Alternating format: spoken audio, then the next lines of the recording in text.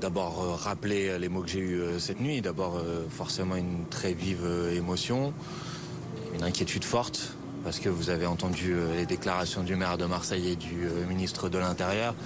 Il semble, selon les informations qui ont pu être récupérées, qu'il y a entre 4 et peut-être une dizaine de personnes qui pourraient avoir été dans l'immeuble au moment où l'immeuble s'est effondré. Il y a une difficulté importante à pouvoir effectuer des recherches par le fait que les chiens ne peuvent pas intervenir sur place parce qu'il y a beaucoup de difficultés pour maîtriser l'incendie qui a l'air d'être sous les décombres en dessous. Et donc ils n'arrivent pas pour l'instant à l'arrêter pour pouvoir ensuite faire intervenir les chiens. Donc il y a toujours cette inquiétude qui est forcément une inquiétude très, très, très importante. Je veux à mon tour, après le maire de Marseille, dire toute ma gratitude et mes remerciements pour les personnels qui sont mobilisés sur place depuis hier soir. Toutes les informations qu'on a à notre disposition, tous les témoignages disent que l'intervention a été extrêmement rapide, que les marins-pompiers sont arrivés sur place très très rapidement. Et donc les remercier et les féliciter puisque ça fait maintenant plus de 10 heures qu'ils sont à l'ouvrage. Ils ont pris des risques.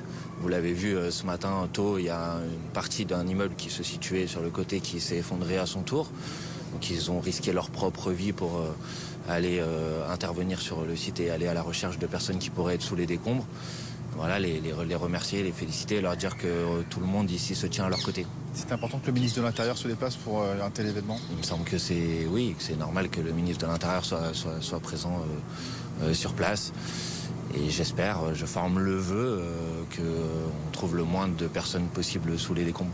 Vous êtes un élu local ici, vous êtes député des Bouches-du-Rhône, député de Marseille. Est-ce qu'aujourd'hui la ville dispose d'assez de moyens, notamment pour reloger les personnes qui ont vécu ce drame?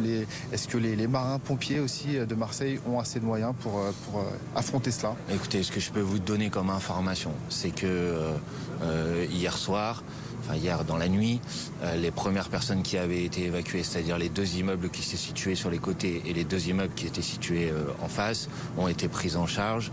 Pour une grande partie, elles ont trouvé des solutions de relogement familial ou des proches qui les ont accueillis chez eux. Et pour une petite partie d'entre eux, la ville de Marseille a mis à disposition un gymnase et des écoles et ensuite les a orientés, quand c'était nécessaire, vers des solutions d'hébergement en hôtel. Voilà, ça c'est les informations dont je dispose.